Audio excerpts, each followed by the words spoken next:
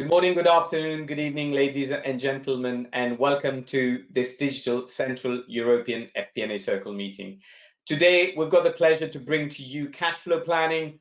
Why does the traditional profit-driven mindset need to be rethought? That's what we'll talk about. So my name is Hans Kobin. I'm the FP&A Trends and International FP&A Board Ambassador, and I'll be the facilitator today. And I'm glad to let you know that we have over 325 people joining us from over 60 countries, but mostly from the Central European countries. So please stay tuned in and let's look at first of all, what are the topics that we've spoken about in this geography? I'm not going to go into that in detail. Please take your time and read through it. You can see a lot of these on our website. What have we got on the agenda for you today? So we are going to look at some quotes and service stats, very interesting, post-pandemic or during pandemic. Cash flow planning, what are the best practices and lessons learned? Then we'll go on to look at the mindset, the cultural, the performance management aspect of cash flow. We will look at cash flow in the context of cash accounting, a very interesting case study there for you. Finally, we will close off the presentation by looking at how technology can help us with modern cash flow planning. We will do some conclusion and recommendations after that, and then we will finish off with our most exciting part, which is the Q&A session. So please stay on, ask your questions via the chat box. It is a great time now for me to introduce to you my fellow panelists. So fellow panelists, if you can join me on the webcam and come off mute, I will start to introduce each one of you. To start with, we've got Saul Matthews, who's CFO at Pure Watercraft. He's based in Atlanta in USA, and today he will bring us his experience as to what are the best practices and lessons learned on cash flow. Saul, very excited to have you on the panel today. Thank you, Hans. Hello, everybody. Thank you, Saul. Second person we have as panelist is Ji-Yun Huang, who is business control and different lead at SEB. She joins us from Stockholm, and of course is a Stockholm FP&A board member. Today she'll share with us different aspects around mindset, culture. What about performance management aspects of cash flow? Ji-Yun, very excited to listen to what you've got to tell us today. You are on mute, by the way, Ji-Yun, but absolutely fine. Thanks. Thank you. Excellent. Thank you very much. We move on to Albert Halima now, who is a former group finance director at Endemol Shine Group. He's based in Netherlands, and today he will bring to us the concept of cash accounting and how that links to cash flow and how he's done it within his previous organization. Albert, very excited to have you on the panel today, Albert. Thank you, Hans. Great to be on the panel, and thank you for inviting me. Looking forward to the session. Fantastic, thank you. Same here. Let us now move on to our last speaker for today, Dr. Arif Esser, who's Senior Director at SAP, based in Germany. And of course, he will bring to us how technology can enable modern cash flow planning. Arif, very excited to have you with us today. Thank you, Hans, and thank you for the invite. Yeah. Brilliant. Ladies and gentlemen, we've got 4 great panelists, great presentation, and lots of insight coming from them in the next hour and a half. So please stay with us and wait to listen to them. Panelists, if you can turn your webcam off and go on mute. I've got some housekeeping slides to go through, and then we will start our session. So, of course, you all know about International FP&A Board. We are in 27 cities, 16 countries, 4 continents. We also do FP&A education, and we also do FP&A strategic advisory and research. So please digest that in your own time. Let me spend a little bit of time to talk to you about what is this FP&A Board or FP&A Circle all about. It is 90 minutes, as I mentioned before. Please stay for the whole 90 minutes. The exciting parts come at the end where we will answer your questions. How can you participate? There's 4 polling questions that we want to know. What are you guys doing in as far as cash flow is concerned within your organization? And you will see the results straight away. You can gauge yourself against the other organizations and peers. Of course, there's a Q&A interactive session. Please ask your question via the chat box and direct it to our presenter as well. We will answer a few of them today, but we will answer all of the questions you send us via email, the ones that we can't answer today. You can network with us via LinkedIn, so please do that. The presentation is available to download in handouts, and you will also receive a copy of the recording and presentation within a couple of days after the meeting. Finally, a quick reminder for you guys, when we close the meeting, there will be a quick feedback pop-up session. It takes about 30 seconds, so give us that 30 seconds, tell us how we did, but also tell us what are the other subjects you would like to listen to in our next session. So please spend a bit of time, 30 seconds or so, and tell us about it. Very good time to introduce our technology partner for today, which is SAP. We all know SAP very well. They are one of the world's leading providers of modern FP&A solutions. So thank you very much, SAP, for being our technology partner. I've got a couple of quick slides for you guys, so I'm not going to take too much of your time, but I thought I'll start with a couple of quotes. And the first one is from Michael Dell there at the top. And this is what he says: "We were always focused on profit and loss statement, but cash flow was not regularly discussed, as is in some organization. It was as if we were driving along, watching only the speedometer, when in fact we were running out of gas slowly. So of course, when you're driving, you need to know what's happening everywhere. Why forget about cash? Cash is so important." And I've got some stats to share with you as to what happened during the pandemic and how people reacted as well. And the second one there is from Elaine Pofeld, a business writer. "There's really one way to address cash flow crunches. It's planning, so you can prevent them from happening and prevent them in advance." So if we're not thinking about cash flow, we're not planning cash flow, we are going to be hit and struck by the issues that we had, for example, COVID. So quickly running through, I've got a very good survey here, which is from the International Labour Organization, done in 2020, late 2020, and it was all to do with the impact of COVID. How were organizations impacted? Highly, medium, low, or not at all? And this was a survey done around the world.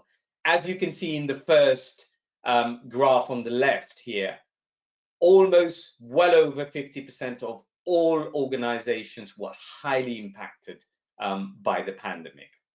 And if you move across to the other graph there, you will see that the micro organizations were 61% were highly impacted. Compare that to 44% the larger organization. But also think about it, who said larger organizations weren't impacted? So there's a big moral in this story. The next slide, very quickly here again, just to show you where were the main challenges. And at the top is cash flow. Cash flow to maintain staff and business operation was absolutely inadequate. So if you're not thinking about cash flow, then you're stuck in a rut. Yeah. And of course, if you look on the other side, it's all about the organization. So I will leave you with this note, and so you can digest this, but go and have a read at this survey as well. Very, very interesting. I will now move on to our first session, which is on best practices and lessons learned. And to deliver that, we've got Saul Mateos, who is CFO at Pure Watercraft. So Saul, over to you. I will disappear in the background. You're welcome. Thank you, Hans. Hello, everybody. So let me start by introducing myself. We go to the next slide, Hans. Well, as we already discussed, I'm the CFO of Pure Watercraft. In Pure Watercraft is a startup that has the mission to electrify the boating industry. I've been in the company for around 7 months.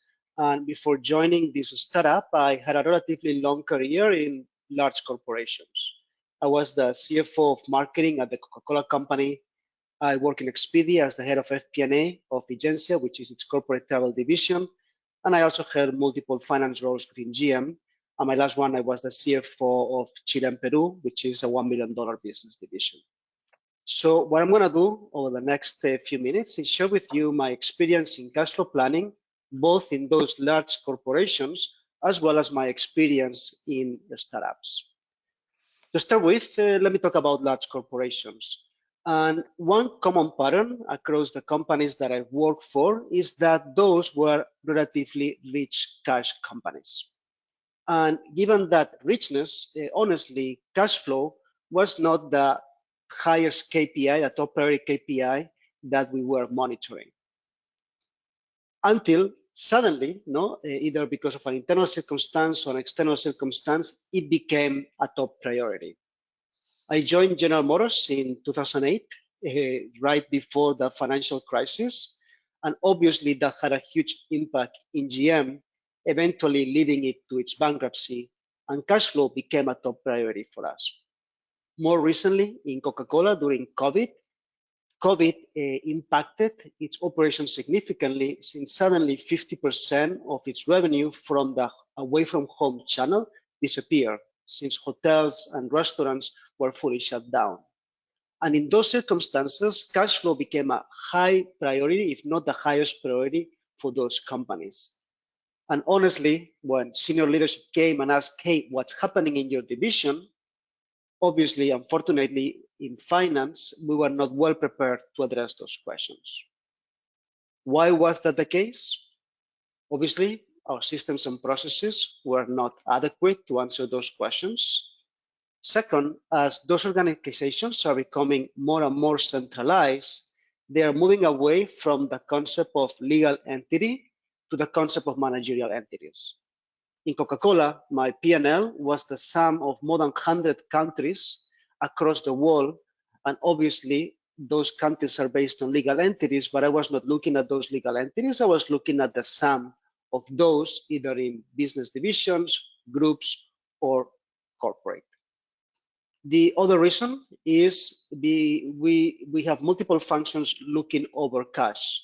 We have FP&A that is looking at the P&L, while treasury and accounting is focusing on the balance sheet as well as cash. And finally, we have such complex systems within FP&A that do not help in the process of addressing simple questions that we need to address in a time of crisis. So moving to the next slide, this is my recommendation where we are in those type of situations. The first, and this will be a common pattern across the other panelists, is that the importance of partnering with the multiple functions that oversee cash. We have FP&A in one piece, but also we have business finance with the finance directors, the people that are managing the day-to-day operations of the business. We also have accounting, we have financial services, and treasury. And partnering across those teams is crucial to succeed in explaining cash and for a successful cash flow planning exercise.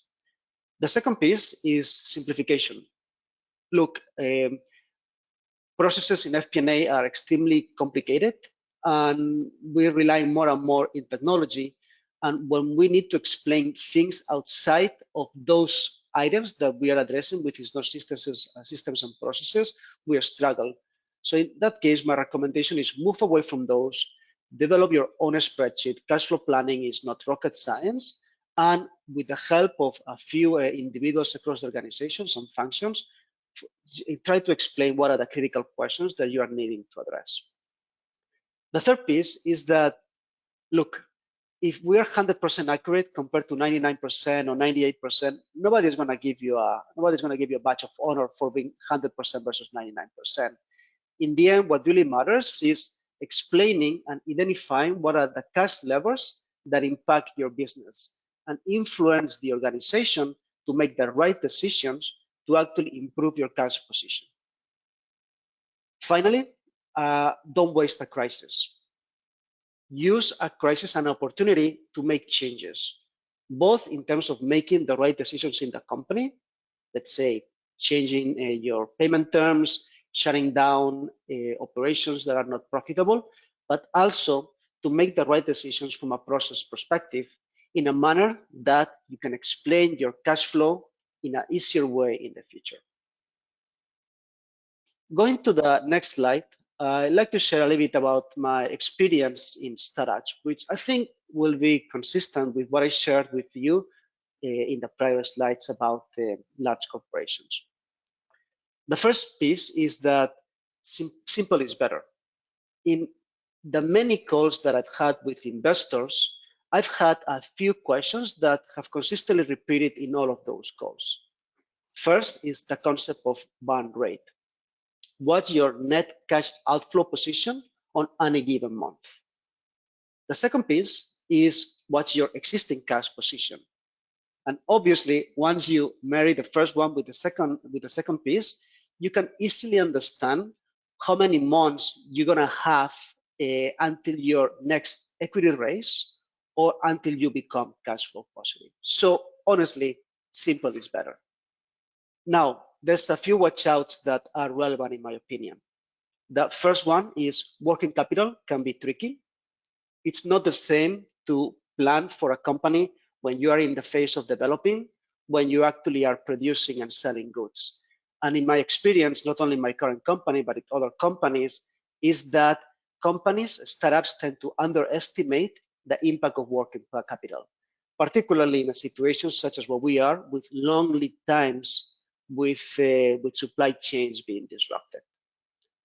The second important watch out is that the nature of the business, the nature of a startup is the uncertainty of the business outcomes. Look, when I was in Coca-Cola, when I was in Expedia GM, for me it was relatively straightforward to predict a P&L, know what's my revenue, what's my cash inflows and my cash outflows. In a startup, my certainty, my degree of certainty of my forecast is significantly lower. And on top of that, we have many balls in the air, and we know that we're going to catch a few of them, but many of those we actually are going to miss. So we need to be prepared for multiple different scenarios, outcomes, and plan for those. And finally, be prepared for the worst case scenario. Look, COVID happened 2 years ago. It's not the same impact that COVID has in a cash-rich company as, and maybe not such a cash-rich company as a startup. So you need to prepare for that. Or even more currently, where we are seeing all of the impact that we're seeing in the capital markets that are impacting the equity transactions that many of the capital raises that many of these startups are relying on. So this goes back to my prior comment, which is, look, simple is better. Focus on a few key KPIs, which is burn rate, your cash position, and when you expect cash flow positive. And that is going to help you prepare for all of these watch outs. So with this, Hans, back to you. Sal, thank you very much. Great presentation. I really like the way, at the end, you talked about the startup, of course, which is where you are at the moment. But there's so much we can learn ourselves, the bigger organization, from startup on this page as well. So thank you for taking us through that journey. Let us now very quickly go and listen to what our audience and our FP&A members are doing as far as cash flows is concerned. So ladies and gentlemen, I've just launched a polling question. If you can start to vote, please. And the first question is, has your organization changed its approach to cash flow planning during or post-pandemic? So no, because we always focused on cash flow, so we don't have to make any changes. Yes, we have made significant changes now. Not yet, but we plan improvements throughout the year. No, we don't plan any changes at all. If you can vote, please. So tell us whether or not your organization have changed their approach to cash flow planning during or post the pandemic. No, we always focused on cash, so we don't have to make any changes. Yes, we've made significant changes. Not yet, but we plan on improvement. And then finally, no, we don't plan on any changes. I'm now going to close the vote. So thank you very much for voting. and I'm going to share the results with our panelists as well as you guys. So 34% said they were highly focused on cash. They don't need to make any changes. 41% have made significant changes. 19% not yet, but are planning some improvement. 7% say no, we don't plan any changes at all. Saul, can you give us a little bit of insight as to what we're seeing here, please? Well, I think that my first insight is that I'm surprised or impressed, no, in the amount of companies that are already focused on cash flows and those that have used this as an opportunity to make significant changes. No, so it's 75%.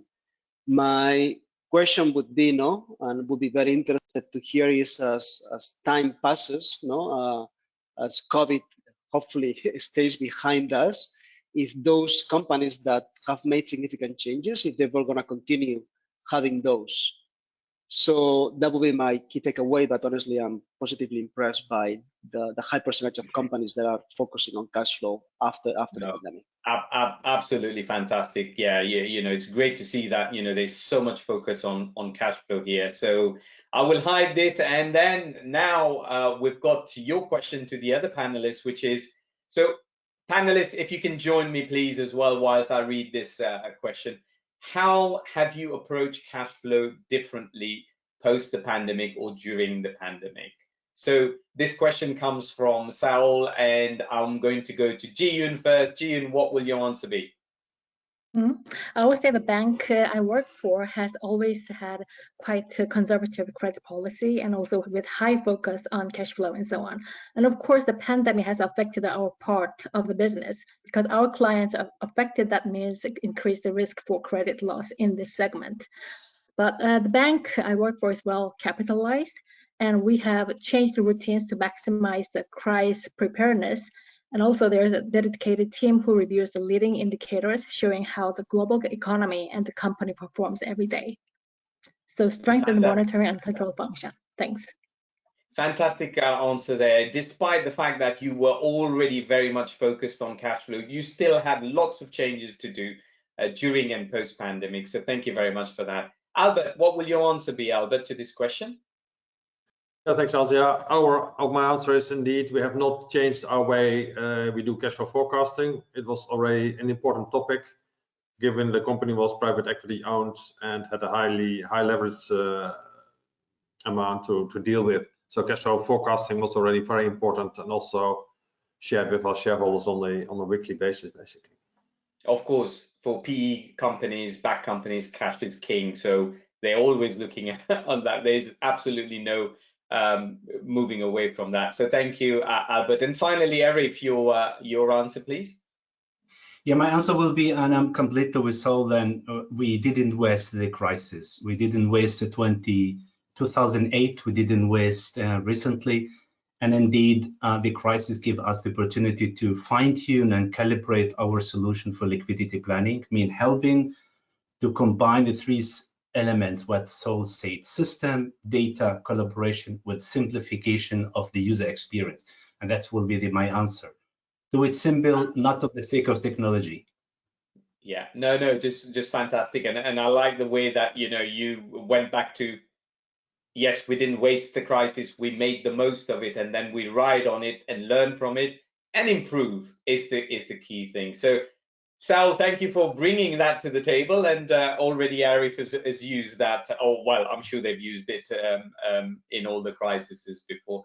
So panelists, thank you very much for the answer there. Let us now go off the camera and move on to our next session, which is on mindset and performance management. And to deliver that, we've got Ji-Yoon, who is a business control at SEB, and she's going to talk to us about it. So Ji-Yoon, over to you whenever you're ready. Yes, I'm ready. Hi, my name is Ji-Hyun, and I started my journey in this area when I joined KUTRA, Korea Trade and Investment Promotion Agency, where I worked as commercial officer in the foreign direct investment planning, helping mid-corporate and large corporate. And then I joined LG Electronics in 2003, and there I headed a team of planning and sales administration experts and specialists. And also in the headquarters of LG Electronics, I took on senior manager's role in corporate finance and control. In 2007, I moved to SEB headquarters, which is located in Stockholm. And since then, I took on various roles like acting head of performance management, head of profitability management, and currently I work in business control for LCNFI. So my presentation, moving on to next slide. Yes, a company with poor cash flow planning can go bankrupt, even when its bottom line is positive. And I don't want to sound too dramatic, though most of you would agree with me. And today I'll share with you a story about the challenges I had and how we solved the problems together and the lessons learned. At the times of change, old issues which have never been under the radar often come up to the surface. I had a huge challenge for the first time when we changed the logistic partner when I worked for LG Electronics, which is a large international high-tech company, you know. And second time, it was during my service in the financial industry when IFRS 9 was introduced and banks had to accrue estimated loss for overdue AR. All these issues or changes came up with unexpected huge financial effect. And the flip side of the challenge is called opportunity, right?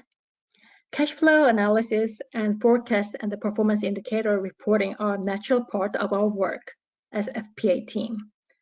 But outside FP&A department, not all in the organization understand how their activities and decisions affect the free cash flow. We suddenly had remarkable deviation here and there. So we decided to call managers and specialists representing various functions and to identify the root cause and solve the problem together. And this opened up a new opportunity for us. And we strengthened understanding of business process and cash flow mindset and improved the organizational culture. So moving to the next slide. Yes, cash flow management is comprehensive art. Regular reviews of mega processes, guidelines, and best practice help us to share knowledge and improve way of working. In our case, to identify the bottleneck for converting our products and services into cash, we started looking into end-to-end value chain, that is, sales and marketing, SCM and IT, operations or service department, and even finance department, respectively, and how these departments interact with one another. We also reviewed the internal routine for overdue bad debt management. And this was done in line with self-audit of mega processes. And of course, in the beginning, the risk in this kind of work was met with high resistance, which is normally the case with any kind of change management. Over time, all of us could understand and realize business decisions and day-to-day work like sales and purchasing agreement. They determine the payment terms and discounts, and logistic process including inbound, storage, and outbound, invoicing routine, and collection of fees and charges and after services all affect our liquidity position. And we see the numbers post factum. For us, working in FP&A department, it's so important to raise our voice and communicate any deviations as soon as possible. We need to take one step further to implement an early warning system through forecasting, scenario analysis, and urge the organization to take corrective actions. Performance management. It's so important to get the senior management on our side and advise them to include cash flow aspects in our regular performance reviews and evaluation of their direct reports. And this is an effective way to cascade the cash flow mindset in the organization. Also, it's easier to prioritize the investment to improve cash flow, like for instance, system implementation, resource planning, and so on, when the cash flow related question is high up in the management's agenda. And then mindset and culture and collaboration or cooperation. AR department or FP&A department alone cannot improve the cash flow related issues. In our case, we had regular meetings with people representing each functions in the value chain. We reviewed together all outstanding items with major financial impact. During the meeting, we identified the reasons for the overdues and agreed on who should do what by when. And we continued having meetings to follow up the actions and share the progress of the problem with all who were involved. After some iterations, all departments outside FP&A started to take more holistic approach to their work and also understand one another's mandates better than before. As a result, we could significantly improve the situation and the financials. I'd like to emphasize the psychological safety at the workplace really matter, and the manager's sense of shared responsibility and spirit like you are not alone, we together can solve this problem. Of course, it's a challenging situation, but we can solve it. Create a sound ground for open communication and more frequent interaction among the people at all levels and timely escalation. Organization with blaming culture and fear-driven management is really toxic for long-term sustainable financial performance. And lastly, we in FP&A department need to stay curious and make conscious effort to learn and develop. By increasing our own understanding of the business, market, and the value chain, we will be perceived as trusted financial leaders and business partners. And digitization. We FP&A experts provide a map and direction for the company's journey to reach the goals. It's our responsibility to continuously provide timely and accurate analysis of today's liquidity position and encourage the organization to take corrective actions to be where we want to be.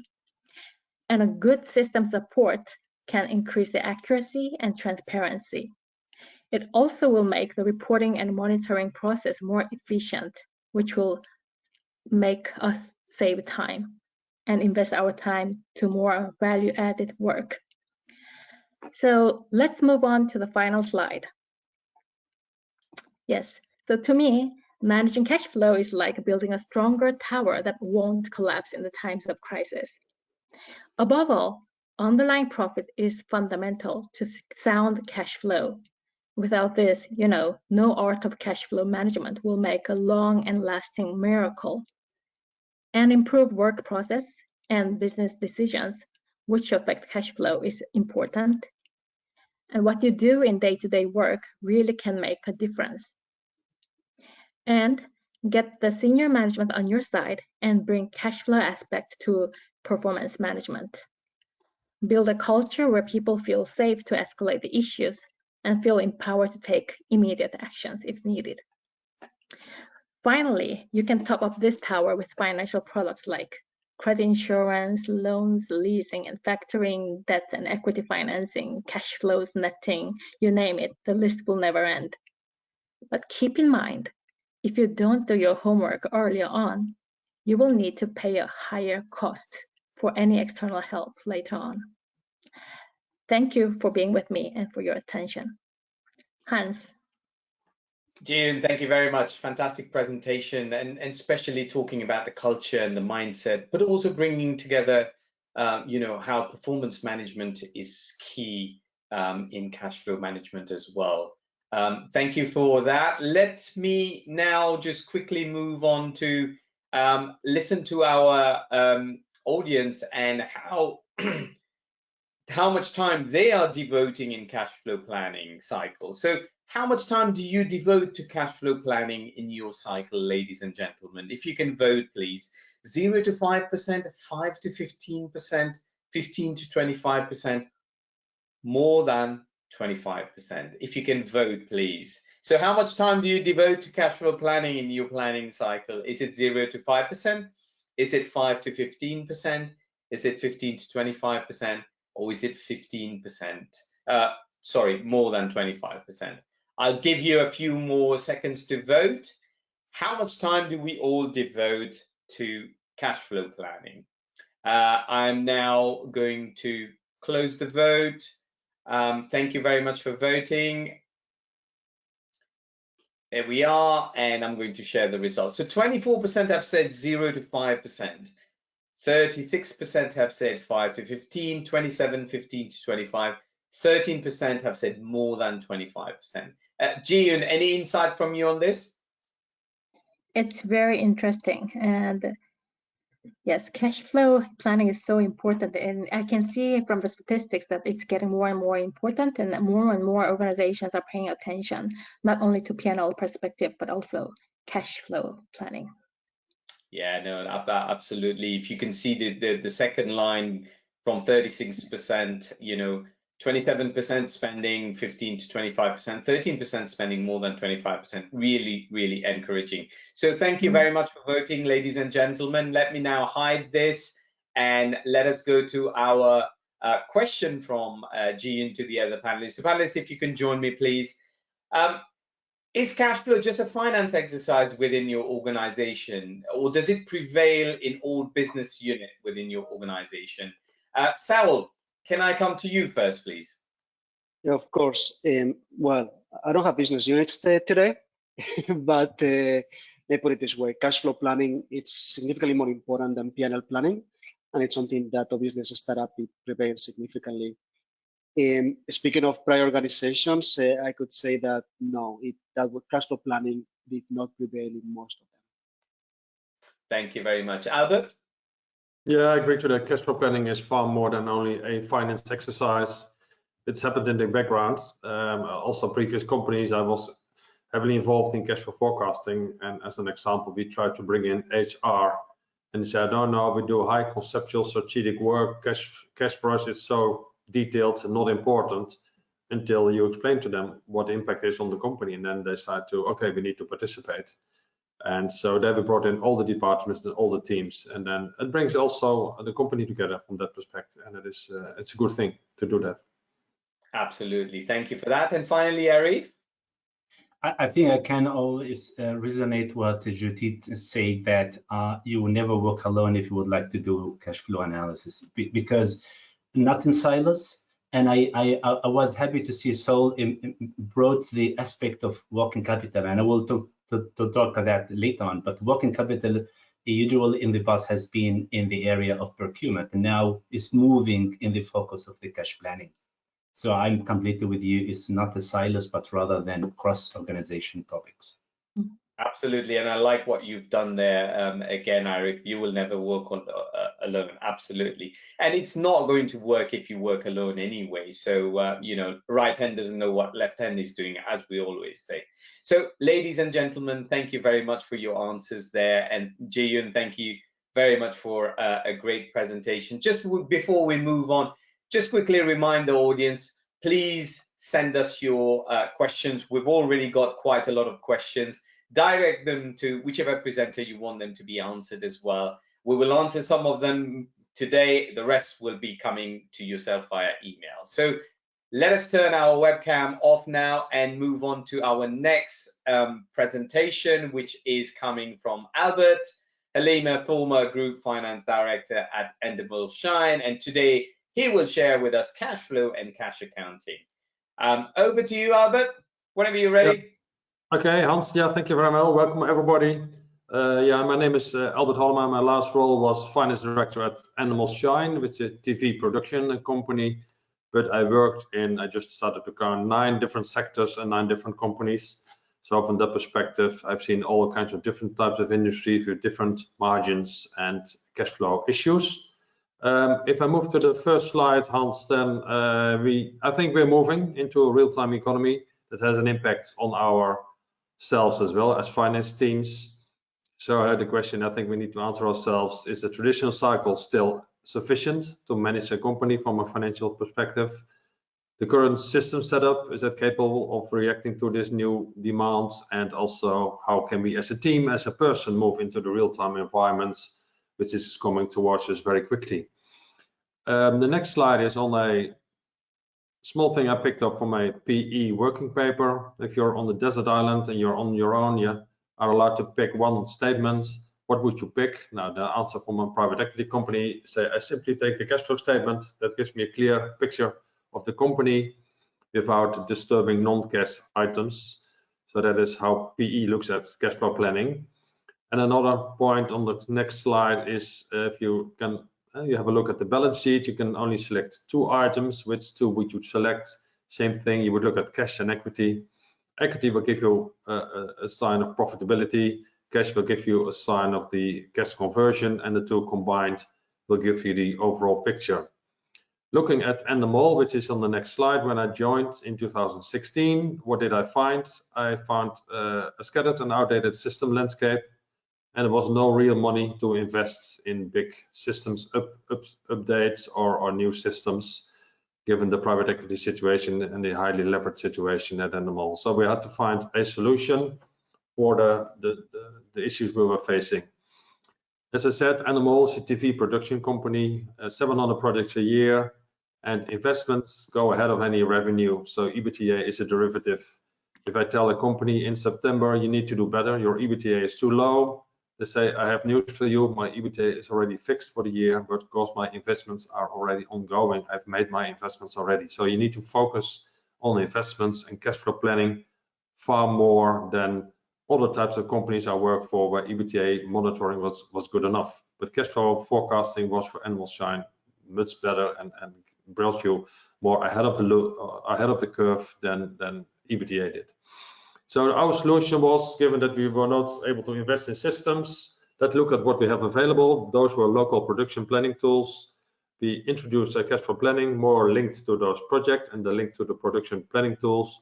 And those two are linked to bank statements, which are able to, which we will use to reconcile what we see internally with external bank statements. If we look at the next slides, then a bit of a wider systems view. If you believe in the real-time world we're moving into, traditional consolidation systems, do they still work, or are they out of date because they only give you a monthly view? What about more system integration? You see very different systems, treasury systems, accounting system, consolidation systems, payment systems, and what have you. And also, you want people to interact with each other at all kinds of levels, and especially also at Endemol Shine. There's so many systems, and everybody had their own kind of setup and had their own kind of KPIs, so it was not really aligned how to manage the company and how to manage the business. So the preferred way to look at it is on the right, where you have one column, everybody can interact with the same type of information at a different level, of course, of granularity at the details, but at least everybody has the same kind of database available. And another question is, how quickly can you respond to shocks if you don't want to use Excel and you only have a kind of traditional consolidation tool in place? Looking at the next slide, it gives an idea of our approach. What I said, cash flow planning and bank statements linked to the already available production planning tools. So we sat down with our local opcos, with our local production people, and identified the line items they were using in order to manage the business. So there was in sync with local needs, no conflicts. It was project-based and not limited by year-end. So if projects were going over a year-end, those projects were in the tool. And that gave you already an insight in what's going to happen in next year. Not perfect, but at least it was a good starting point for the budget cycle as well. But a lot of projects were going over year-end. And it did not stop, of course, at year-end. It gave you also an indication of utilization rates and how busy companies were, and whether or not the split between fixed and variable cost, or whether or not that was properly managed, or whether or not that had to be adjusted.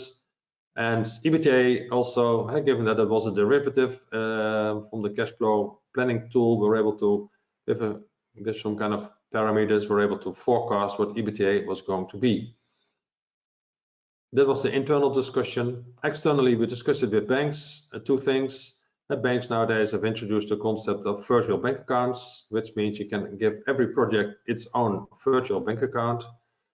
For the people who don't know, a virtual bank account is a sub-account of a master account. The master account is a real bank account. But under it, you can do numerous virtual bank accounts, making it easier to give every project its own bank account and improving the reconciliation.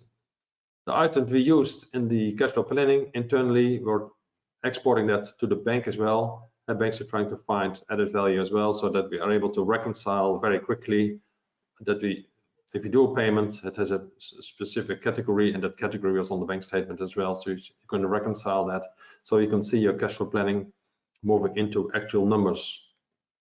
By doing that, you create a kind of cash P&L, we call it, for the month. Basically, you can press the button at the end of the last day of the working month, and you can see how you did over the time period. But actually, you can do this every week or every day or whatever you're interested, or there's a certain shock in your market, you can see what is happening to it. In order to avoid a Big Brother concept, Big Brother is a big show of Endemol Shine. We introduced algorithms. You don't want to look at 700 projects, but at least specific ones which have issues.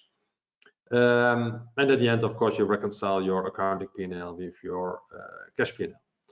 The next slide, Hans, is a short one. I just want to highlight to you, in our process, we learned that there is a much closer connection between FP&A and treasury than you would think originally.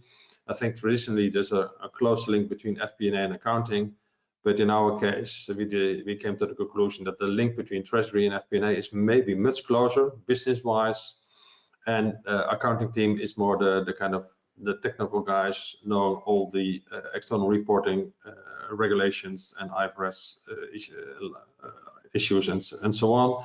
But a business finance team is maybe a better combination between FP&A and treasury. Just a thought for you to take home. And on the last slides, I summarize role of finance going forward. I see a real-time world coming towards us, so having impact the finance will impact the finance team as well on reporting and actions we need to do. FP&A are more the business finance team, as just discussed, and I see cash as an early warning indicator. And also, if you use your cash flow planning against bank statements, it's an early warning indicator for business performance. But also we had fraud issues, and if you reconcile your bank accounts and you limit the number of bank accounts, and bank accounts can only be opened by head office authorization, then that can become a very good early warning indicator if things are going the wrong direction. And also for finance teams, it means something for us as well, as from a team, but also from a person and a people perspective, to be more responsive, proactive, and business oriented. We're no longer in the back office doing all kinds of stuff people are not worried about, but you're far more in the forefront and together with the business trying to improve the performance of the company. This is what I wanted to say on the cash flow planning and cash accounting we introduced at Endemol Shine. And back to you, Hans, and thank you very much. Fantastic presentation, Albert.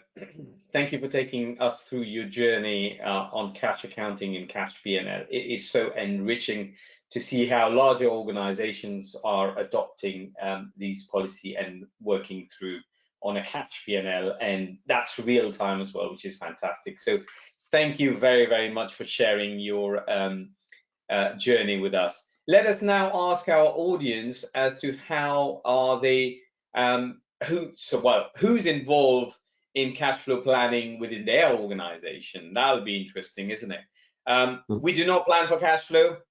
Surprised if somebody says that. Second thing is just treasury. Third, it's treasury and FP&A. And fourth, treasury, FP&A, and other departments as well.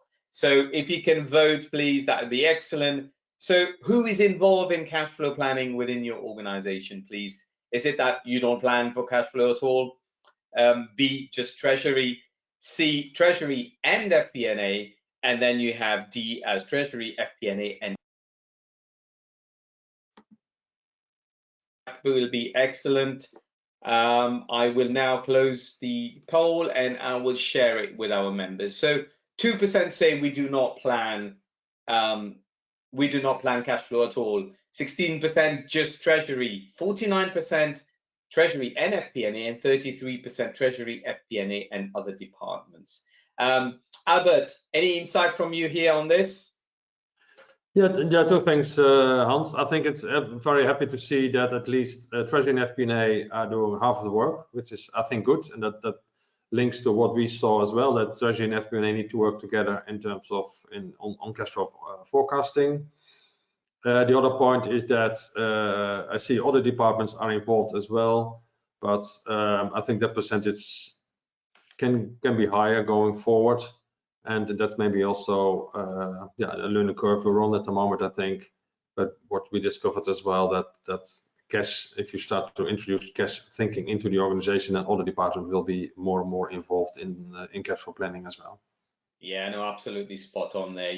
49% plus the 33% are already treasury, FP&A, and other departments. So it's about moving that 49% into making sure the other departments are also involved. I think much more importantly is getting the 2% who are not cash flow planning at all, which is very surprising, and the 16% to move towards doing that. So thank you very much for your comment there, Albert. Let us now look at the question you've got to the other panelists. So other panelists, if you can join us again, please, and let us go through the question that Albert has for you. So do you use the concept of cash accounting and cash P&L within your organization? And if you don't, do you see the benefit of doing so? Jiyoon, if I can start with yourself, please. Yes, of course, it's FP&A and treasury who do the actual cash flow planning. But of course, thanks to the characteristic of our business, I mean, I work for financial industry. The cash flow is always in the center of our business. So we actively listen to the business unit's opinion when we do the plan and analyze the result. Absolutely, you can't get away from that being in the banking sector anyway. Yes, so and we do a various kind of sensitivity analysis as well. Yeah, no, absolutely. Thank you very much. Saul, your answer, please. Yeah, absolutely. Actually, cash flow planning, at least for us now, it's significantly more important than P&L planning. Absolutely. Thank you for that. And Arif, anything to add?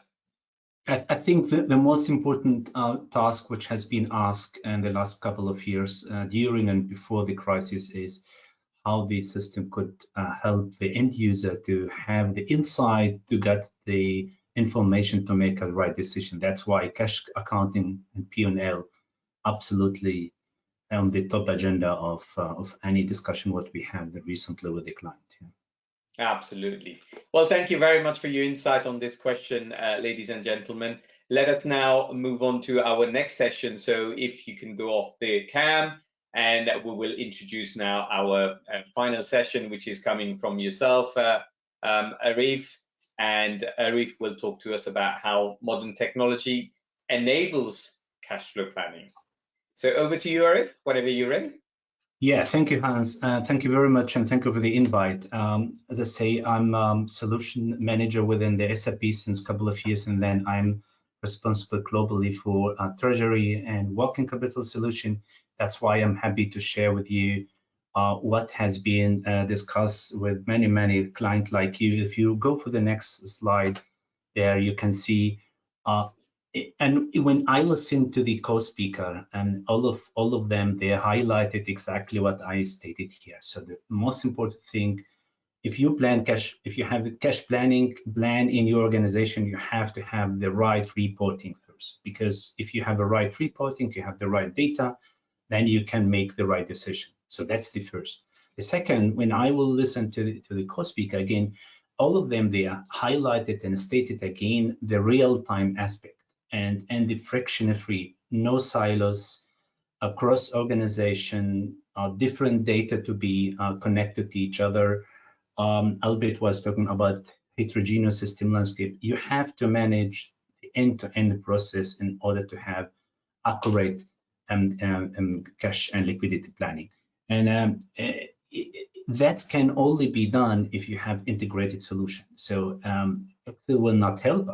Of course, Excel is good for good reason, but if you do not have an integrated solution, will not work, because we see that the trend in the last couple of months that the working capital aspect has been make the way to the agenda of treasurer and the planner. That's why put things together, have the data in place, apply the latest user experience, and connect the different departments, the different process which contribute to the liquidity planning, you will be on the winner side. And as I say, the crisis, there's always opportunity, and I'm completely with Saul. We should not waste it. That's why think strategic, question the status quo. Why should I do things what I used to do?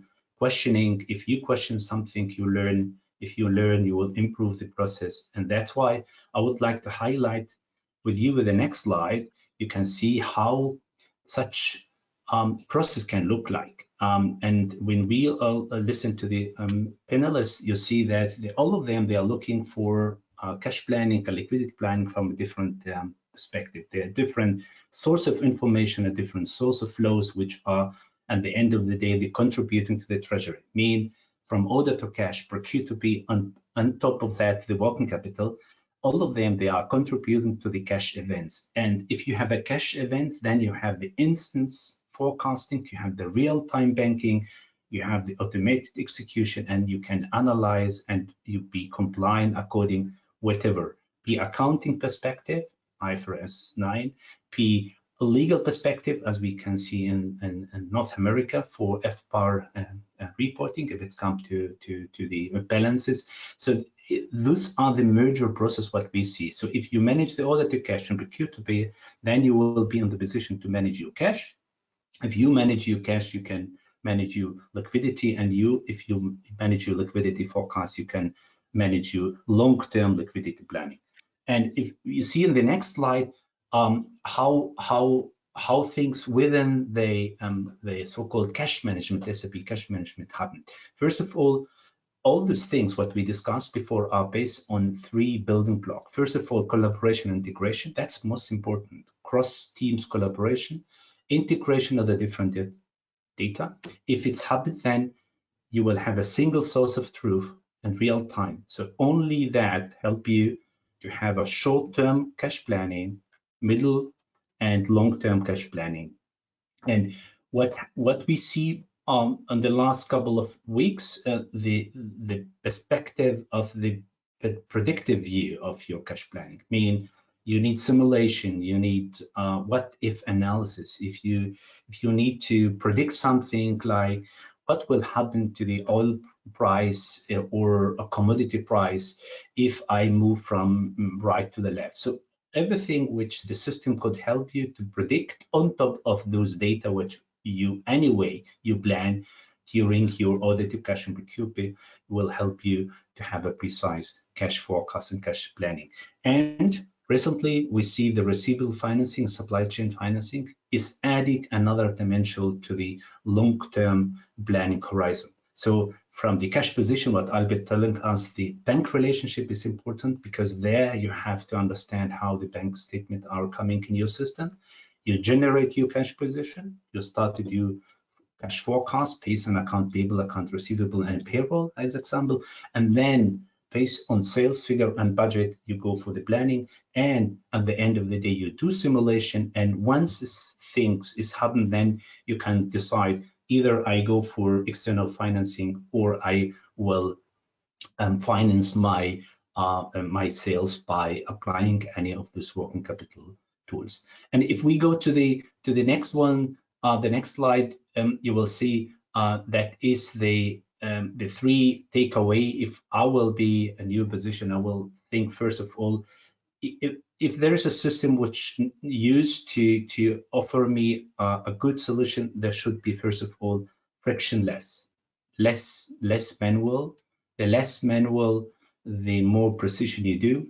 Second is you have to do it in real time, because there's a lot of changing in the market and nobody knows, not to be political here, nobody knows what tomorrow will bring us. That's why real time, the data should be there in fingertips, that you need those data in order to make the right decision.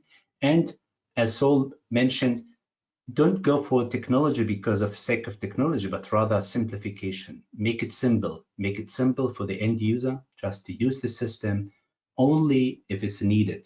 And if you correct the error at the beginning, you will save money and save time. And at completely with Jihung, don't correct it at the end, because the late you identify the error, the cost there will be. That's why user-driven experience, frictionless and real-time data decision, you will be in good hand. With that, I would like to show you a short demo, and this will be the next one. That is the system what we use. That's the one of the SAP system, ERP system, where a cash manager or a planning manager or account payable, account receivable can access. They can see a lot of things. They can see how they manage the bank statement, how they manage their cash position. And then they start to do this some cash flow analysis. I would like to analyze my my cash situation in the next couple of days. Maybe I'm responsible for one specific business entity. I select the business entity, I select the currency, and I decided to see the cash forecast for 7 days, 2 weeks, 1 month, and 1 year. And everything, you can decide which kind of information you would like to see here. You can see here the forecast for the 7 days, as we highlighted here, the 2 weeks, and then 1 month and 1 year. And then, of course, all this data will be prepared because we collect those data based on standard data model, which help you now to make the structure like you like. So the structure, what you see here, this is the currency. I break it down by business entities, all the business entities, all my bank account, and then you can select one preferred bank account. You would like to see Deutsche Bank as example. You see the opening balance, the closing balance, and the movement in the day. Cash in, cash out, planning level. You can see if there's some overdue. Even though you would like to trigger something else, you see specific for this item, what are the source of information which has been contributed in order to exactly to bring to this forecast. A lot of things you can drill down. There is no need to have all this information on hand, but if it's needed, then you can decide to display this data according to the bank's hierarchy or liquidity hierarchy, everything according to your cash pooling and cash concentration. So that's a roughly idea what the system is about. And with that, to you, Hans. Thank you very much, Arif. Great demonstration there at the end as to what does a cash management system do for you and how it's all interlinked and how the organization can benefit from it. So and thank you for taking us through all of the slides from before as well. What I would say is let us find out how our audiences are doing in terms of cash flow management. And let me launch this polling question. So please vote. And the question here is, which area of cash management are top priorities for your organization? First one is it's run on Excel and no plan to change. Amazingly, quite a few of us are using Excel. Is to invest in system automation and digitization. Is seamless integration with bank and all required other levers is more of a priority. And finally, predictive capability and simulation. So what is your priority as far as cash management is concerned? It is run on Excel, no plans to change at all. System automation and digitization is what you want to prioritize. Seamless integration with banks and all the other different levers. And finally, predictive capability and simulation. So I will give it another 5 seconds. I'm going to now close the polling and I will share the results with all of you. So 38% say it's run on Excel and there's no plan to change going forward. A majority of us. 31% said they will spend on system and digitization. 11% are looking at seamless integration with bank and all the other required levers, and 20% on predictive capability. Dr. Arif, any insight from you on this one, please?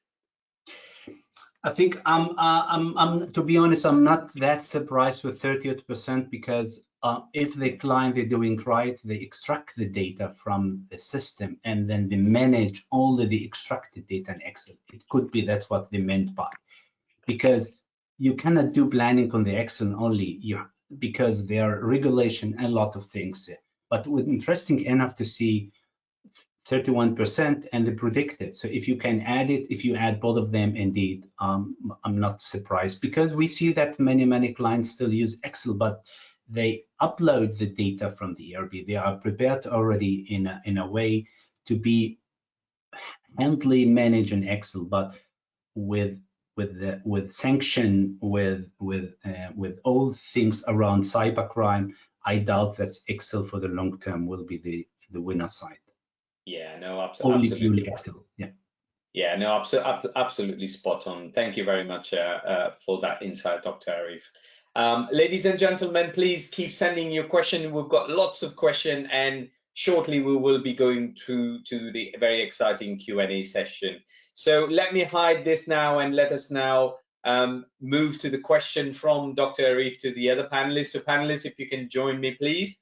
And the question is around which kind of tool do you leverage to manage your whole liquidity life cycle? And here we're not talking about any specific tool. So if I can get some insight from you, Saul, please, to start with. We've mostly used Excel, both in my current company as well as in the past. Yeah, absolutely. You are in a very startup mode as well at the moment. So that will be the way forward. So Jiyun, let us hear from yourself. We have various account ledgers which serve as sub-ledger, cover control, and also tool and systems that report the balances, and we can have quite good overview on cash positions and so on. Fantastic. So everything is pulled together very nicely there. So and finally closing the loop there, Albert.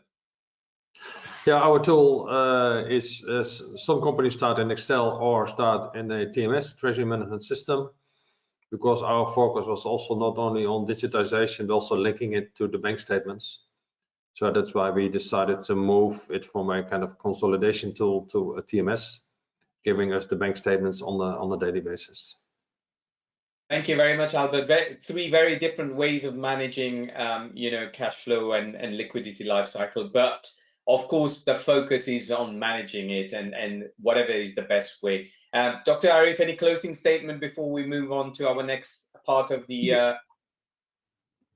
I think it's fair if looked from left to the right. The one that started as a startup with Excel, moved in the middle with a semi-automated way, and albeit they decided to go TMS system because that is indeed that's the evolving journey. If we see what is the cash planning is about, indeed, three options.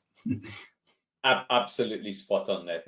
Thank you very much for that. So we have lost the other two panelists, so please join us, guys. It is now a good time for us to do our key takeaways, conclusion, whatever you call it. But just before we do that, let me just remind our audience again, guys, we've got lots and lots of questions coming in. That's why I'm looking at my other screen.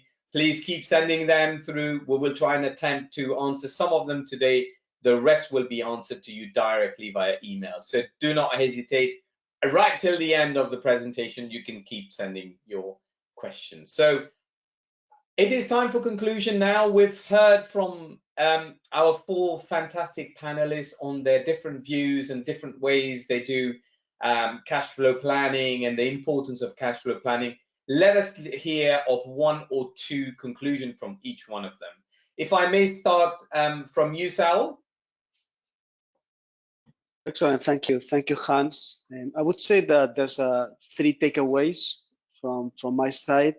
The first one is simplification is crucial, both in startups as well as in large companies. Cash flow, in my opinion, is not rocket science. The second piece is it's less about accuracy and more about understanding what are the levers that impact the business and then help our stakeholders to make the right decisions from a cash flow management perspective. And the third one and final one is that, look, don't waste a crisis. Use a crisis as an opportunity to change the business, make the right decisions, as well as to improve the processes to provide the right visibility. Fantastic. Thank you very much for that. Over to you, Jean.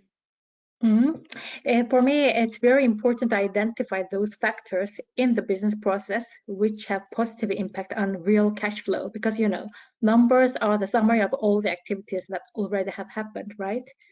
So we need to be more proactive and identify those root cause which can harm the cash flow early on.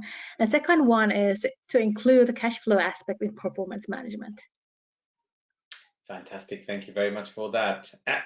Let us now move to Albert. Albert, what will be your conclusions, Albert? What would you like to highlight to our audience again? Yeah, I think my conclusion that we move into a real-time world, and finance need to respond to that, and CFOs and also CEOs do not accept the fact that we need 5-10 days, whatever, after the month end to report to what's happening in the company. I think they want on the day, during the month, they want information if something is happening.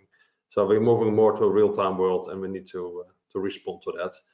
And the other one is that there is a closer link between FP&A and Treasury, and that's what we saw in the poll as well than we maybe traditionally thought. And that's a good thing that people are realizing that, and that will improve the way we look at cash flow forecasting going forward. Thank you very much. Amazingly, you say that, Albert. I've seen instances where Treasury is becoming part of FP&A as well, so they're working as one now, which is fantastic. And hopefully the results we've seen in our polling brings that together, so there is no disparity there. Excellent there. And finally, let us look at technology side of things with Dr. Arif. Dr. Arif, what would be your conclusions? I think if you look to the conclusion from my colleague here, I'm completely with them. They can only conclude if they have collaboration and integration system first. They have to have something in place. And then if you infuse this collaboration integration system with embedded guided procedure, where the end user could have the information what they need. And the third one, what I would like to add, and I'm completely with the do not waste crisis, questioning the status quo. I mean, why should I do things which I did 10 years ago if there is opportunity to change? And only if you think cross organization, you will never walk alone. That's my mantra. So that's the takeaway from me as well.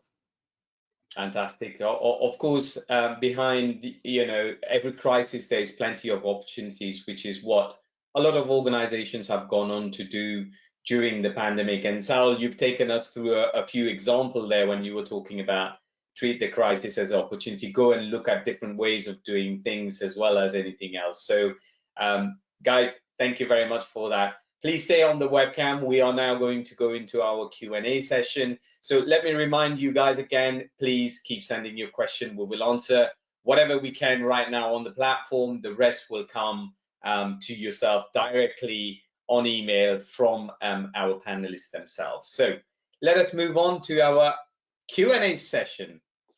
So, excuse me, question 1 goes to Saul. Saul, you talked about idealistic burn rate, and when it comes to startup, what is the ideal burn rate listing when it comes to startup? Which factors do you have to take into account when working out burn rate, for example? Is it just cash outflow? How do you do that? Yeah, I think what matters is less the burn rate. Obviously, it's going to depend about your company, but more is how many months of cash you have until you completely run out of cash. And from what I understand, best in industries between 12 and 18 months. Yeah, and of course, you also have to look at what's happening between those sort of different timeframes that you're looking at. You may have big massive outflow, big massive inflow, etc. as well. So yeah, absolutely. Thank you very much, Sal. Great answer there. Next question goes to Jiyun. Which KPIs specifically have you used as part of cash flow performance management, Jiyun? Is there one specific KPI? How can we think about other ways of managing performance as far as cash flow is concerned? Okay, I can't say exactly what KPIs we have in my current organization, but I can refer to those KPIs which I used to have in my former organizations, which is LG Electronics, manufacturing and sales company, internationally known. And we of course measure days sales, DSI and DSO and DIO, such leading KPIs, which shows how you are doing in terms of turnover of the goods and conversion of services or products to the cash. That's one of the KPIs. And also we took into account the balance sheet factors. Absolutely, absolutely. And of course, you know, how are you planning your cash flow? What is the length of your plan, and how are you achieving against those plans as well? They are very, very simple KPIs, but they are effective in trying to see as to, do you know what sort of cash is coming in and out, as to Sal's earlier answer. If you don't know that, then you know, what's the use of KPI? So you've got to know your cash in and cash out. That's very, very important. So thank you very much for that. I can add just one short thing, because maybe some of you can be quite curious, and it's also good to look into sales, the way how we do the sales agreement, like discount, and also try to match the payment term from the suppliers and payment term toward the clients. I mean, those kind of basics, and use leasing and factoring instead of purchasing fixed assets, which will lose the value over time. I mean, there are a lot of practical advices. Absolutely. And again, it depends on your business, really. What is key to your business? You will know that yourself. You know, it's difficult for, and you might have a completely different KPI that you will want to manage. Yes. Yeah. Thank you very much for that. Just sorry, for the sake of this discussion, arguably you don't want too much. You actually want to have longer payment terms in your payables than your receivables, you know? So you can actually grow cash as you grow the business. Yeah. No, definitely. But think about those cash crunches where you've got lots of big, massive loans you've taken that you've got to hand over as well. So, right. Thank you for that. Let us move on to Albert now. Albert, I've got a couple of questions here, but I'm just thinking which one is. So, Albert, when you say cash P&L, if you can elaborate a little bit more, do you mean cash basis accounting or cash flow preparation, either by direct or indirect method? I don't think it's the latter one. Just give us a little bit more clarification, please. Yeah, the idea of the cash P&L was using the items we have in the cash flow planning, which means you can have 6 or 10 items in your cash flow planning. And if you do certain payments on those items, you give it a special code. So that code is picked up by the bank. So the bank can also pick up the code in the bank statement and can tell you this is a payment to a supplier or a certain producer, or a technical payment for the editing of the film, or what have you, or this is a certain tax subsidy, or those kind of things. So you're able to reconcile your bank account to what you see in your cash planning. So you can really see your cash planning actualizing on your bank statement, so that you never have a mismatch between this is actual and this is still in the forecast. And that was the way we tried to set it up, so that the bank statements can really be used to reconcile the cash planning on a direct basis. Fantastic. Thank you very much for that. Our next question goes to Dr. Arif. And Dr. Arif, I've got a very interesting question, is in how's the predictive capability and simulation can be institutionalized by organizations, especially if you're using a little bit of Excel or Excel only and some digitization. Is there an opportunity to bring predictive into all of this for cash flow? Yeah, maybe just to explain, if we talk about predictive, it's the predictive which is based of machine learning and intelligent artificial intelligence.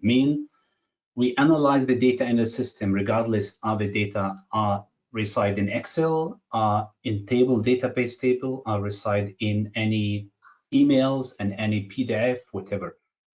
The machine learning will collect the data, and there's a different method where you can apply. You can decide, I would like to look to the 10 years and see the payment behavior of my supplier and my buyer, and the payment term. So we discuss here about payment term, and you can put on that the cash conversion cycle, DCO, DBO, and inventory. And all this information can be in Excel, can be as a standard data within the ERP system, and can be adjusted manually, can infuse manually. That is the predictive model. So you can decide which influencer you would like. Is the market price is higher priority than the salary of the employee, or the commodity price, or the foreign exchange? Is the bank relation is higher, or is the payment behavior of my supplier and my buyer, or is the willingness of the supplier to go for any factoring. All those things you can put together in machine learning and apply on the data. Up to you where's the data are reside, Excel, ERP, and database. So that's just put in simple way. Fantastic. And from your indication there, Arif, you don't have to have any sophisticated system or whatever. If you've got the data, you can put it in a machine learning tool that will bring together and give you those correlation that you just talked about, right? Correct. So that system, what I showed you before, that is exactly the embedded, what I see, the embedded guided procedure. One of the embedded guided procedure to be, okay, I would like to have the predictive view on top of my planning, because I would like to analyze the history and look forward and identify outliers to help me to identify the black swan and the news. Yeah.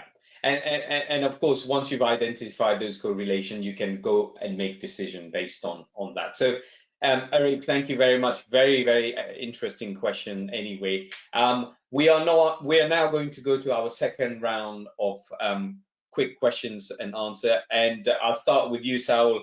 Very interesting question again.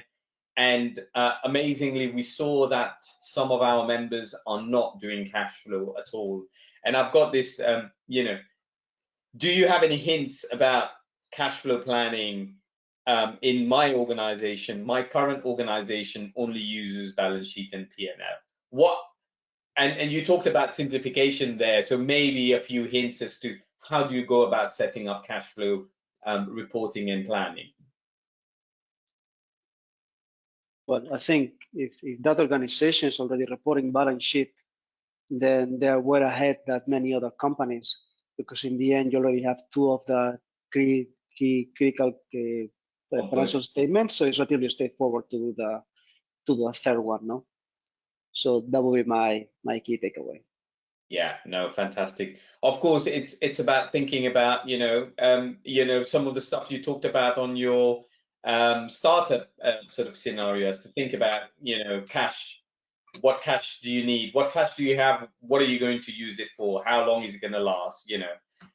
That's a good start point. So thank you for that. Yeah, and then if I may, then the other discussion is, are you going to use direct or indirect method? I personally find that indirect is easier, not because you have balance sheet and P&L. Most likely that direct, at least for startups, is more useful. So that would be the other consideration. And then start with Excel before you move to any other systems. Absolutely. Thank you for that. Next question to June. June, you talked about culture, mindset. What were the challenges you faced when you went across all of these business units to try and change their mindset, change their culture, and bring in a cash flow sort of culture? Anything you can share with us? Yes, the department I met was used to work alone, silo thinking. They were so focused and concentrated on their day-to-day work. So in the beginning, and that was a bit challenging, and also a psychological factor, fears, because we commenced this investigation in line with self-audit. Auditors are perceived to be scary party to work with.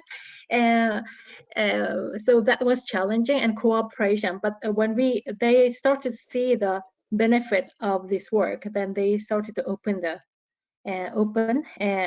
and also improve the collaboration. And also when they realized that this is to support them and support ourselves, and not to threaten or introduce something weird, then people were really working together and supporting the work. Yeah, no, absolutely, and the importance about just educating people around what how it matters, what is cash flow, and the other piece is bringing cash flow as a performance management tool within their own sort of pay packet or whatever, then puts things into perspective straight away. Yes. Those are ways to kind of think of doing that. Thank you very much for that. Quickly moving on to Albert, I've got a question for you. It's somewhat long, but I think there's quick answers. what are the key levers for decisions between ERP style bottom-up planning versus spreadsheet? Why should we, especially when, you know, people are thinking in respect of time invested from different departments versus accuracy? Mm-hmm. Yeah, in our case, the question was easier, I think, because there was no budget for a ERP implementation. So that option was not on the table, to be honest. So we had to find a quick and affordable solution, and from Excel moving into TMS gave us a big step forward, because it was linked to the bank statements, because we linked the Swift system into the TMS as well. Yeah. But yeah. What I've seen in the past, and to be aware of as well, is that sometimes in also the kind of traditional ERP systems, is that if one small entity has not reported, you cannot see the total picture. Yeah. Which means that everybody's in for 99%, but 1% is missing, and it can be a very small entity far away, which is completely irrelevant for your business. But then you cannot consolidate, because the system is still open and waiting for that entity to report. And that's what I've seen in the past as well. And yeah, that is, I think, something to be aware of. You can probably find workarounds around it, but that is what we faced in the past.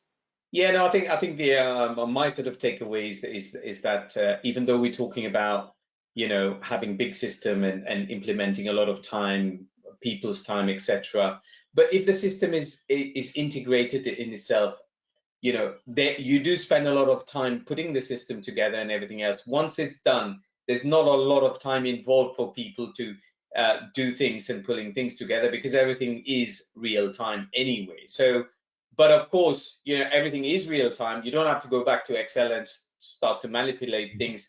Whenever there's a change in something, you know, go and get results from this business unit or that business unit. So that's my takeaway. Let us go to our last question for today. Dr. Arif, interesting one. We use a tool, we're not going to talk about the tool, in our organization to manage, but because of recent inorganic growth, as is or always, some subsidiaries are not integrated. This means, unfortunately, we have to use Excel reporting purposes and end users. Is there a way that we can bring that along very quickly in our tool? Yeah, I think nowadays everyone talking about the side by side. I mean, you started with things to infuse technology, not of the sake of technology, but rather than to increase your efficiency. That's the one. For those entities who are a part of the integrated solution, integrated ERP system, using TMS, any tools, and at the same time give those entities who are managing Excel the access to the central system where you manage the global cash. Give them the possibility to send their flows in a standard and pragmatic way to be reflected in the global cash position, to do the centralization and the long-term planning. Mean you have to treat the organization as it is, approach them in a way to give them a easy to use, a simple way to use data and send data, but be in the position to consolidate all data to have a real-time and single source of truth. That is important if it's come to really conscious decisions you would like to make, if it's come to liquidity planning, buy or make, mean go for the external market, do funding, or you would like to do netting of this thing, using actively working capital. Yeah.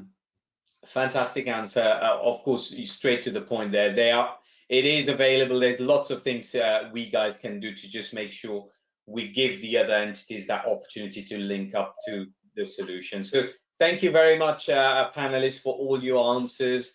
That's all we've got time for in terms of Q&A. We will answer the rest of the questions, as I said, via email, so please keep sending them. Panelists, just stay on the camera. We've got a few closing slides of upcoming webinars. You guys can book in as well. So we've got a digital FP&A in practice case, Dornington PLC on May 19, and then we've got top 5 FP&A challenges on May 24th. Please book those in your diary. It is a great time now to say thank you to SAP for sponsoring the event, to say a big, massive thank you to our 4 esteemed panelists for the insight, their preparation, their slides, answering all the questions. So panelists, thank you very much. And finally, a good time to say thank you for all of our FP&A members that have made the time to attend our session. Hopefully it's been as fruitful as it has been for us. And guys, this is how you keep in touch with us. So please connect, LinkedIn or whatever with us. So until the next time, just to remind you, when I close the session, you'll get a quick feedback survey. It takes about 30 seconds. So tell us how well we did, but also tell us, you know, what would you like to listen to in our next event? So with that, I will now close the session. Thank you again. Have a good morning, good afternoon, good evening, ladies and gentlemen, and see you next time. Thank you very much. Bye-bye. See you in the next session. Bye-bye. Bye-bye.